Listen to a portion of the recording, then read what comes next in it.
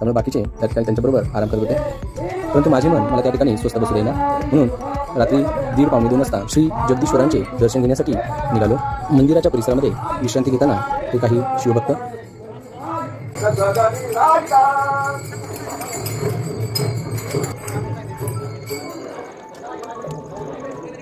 श्री जगदीश्वरांचे आपणही या ठिकाणी दर्शन घेऊयात.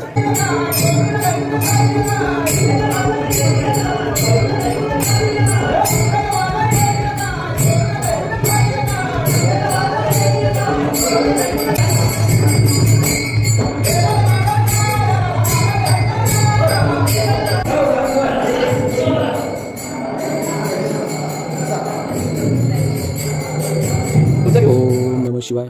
हर हर महादेव.